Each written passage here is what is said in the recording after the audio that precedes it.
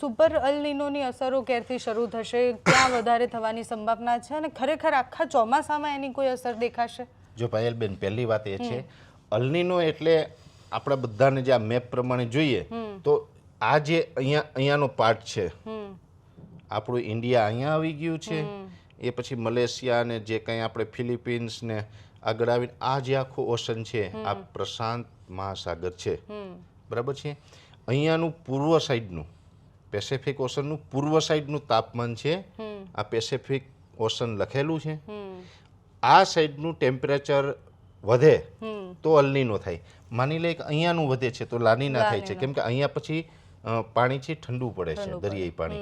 અહીંયા ગરમ થાય તો અહીંયા ઠંડુ પડે. એ છે ને બે પેલા બેલેન્સ જે આપણે ત્રાજવા આવતા તરાજુ કહે ને એને જેવું છે. જો આ ઠંડુ છે તો આ ગરમ છે, આ ગરમ છે તો આ ઠંડુ છે. એટલે એ રીતે અહીંયાનું તાપમાન છે વધી રહ્યું છે. એની પાછળ પણ કારણ છે કે જે ઉત્તરના ભાગો છે એમાં બરફ વરસાદ ઓછી થવી વગેરે અને બીજા પણ ઘણા બધા કારણ છે જેને કારણે આ તાપમાન વધી રહ્યું છે. એટલે અહીંયાથી જે પવનો છે ને આ મેપમાં જોશો એટલે આ પવનો અહીંયાથી છેક અહીંયા મડાગાસ્કર ટાપુ આવશે અહીંયા, બરાબર.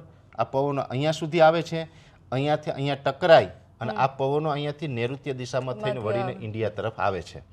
હવે એને કારણે જે આ થઈ રહ્યું છે, પણ આ જે આપણે અલ નીનો સક્રિય થાય છે તો આ પવનો છે ને આ સાઈડ આવવાની જગ્યાએ પૂર્વ તરફ નીકળીએ તો પછી પૂર્વના વિસ્તારમાં ચોમાસું સારું થાય ને આપણે અહીં થોડીક એની અસર પડતી હોય. ખાસ કરીને આ બધા વિસ્તારો છે એટલે એશિયા ખંડ છે, આફ્રિકાના ઘણા બધા વિસ્તાર છે, એમાં ચોમાસું નબળું થઈ જતું હોય. જો કે આફ્રિકાની અંદર તો 15 માર્ચે પહેલું ચોમાસું ચાલુ થઈ જાય, પછી બીજું ચોમાસું તો ત્યાં નવેમ્બર ડિસેમ્બરમાં 2 ચોમાસા આવે છે ત્યાં. આપણે તો એક જ ચોમાસું આવે છે એટલે એમને બંને ચોમાસા ઉપર અસર કરે.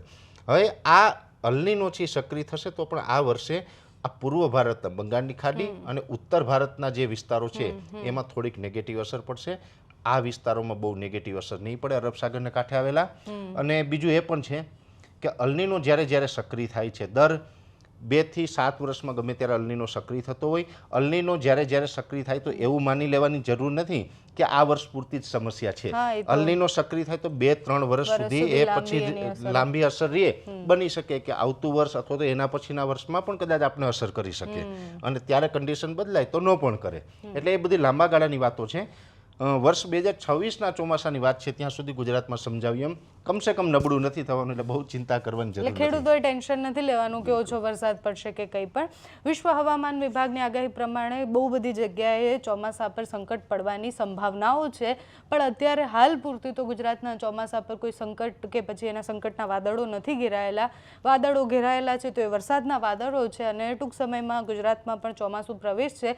ખેડૂતોને અત્યારે તો જે છૂટો છવાયો વરસાદ પડી રહ્યો છે એ સૂચવે છે કે સારું ચોમાસું પણ આવી શકે છે. એટલે પરેશભાઈ સાથે આપણે સતત વાતચીત કરેલી છે કે પ્રી મોન્સૂન એક્ટિવિટીના ભાગરૂપે પડેલો વરસાદ કે પછી હવે ચોમાસું આવવાનું છે એનું પ્રિડિક્શન કેવી રીતના શરૂ થાય કે ભાઈ હવે કેટલો વરસાદ કેવું ચોમાસું રહેશે.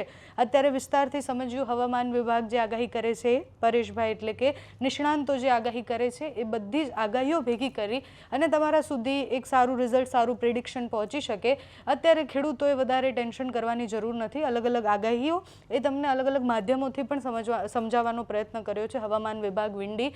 બીજી પણ માહિતી જે હશે પરેશભાઈ પાસેથી લેતા રહીશું, હવામાન વિભાગ પાસેથી લેતા રહીશું. નમસ્કાર.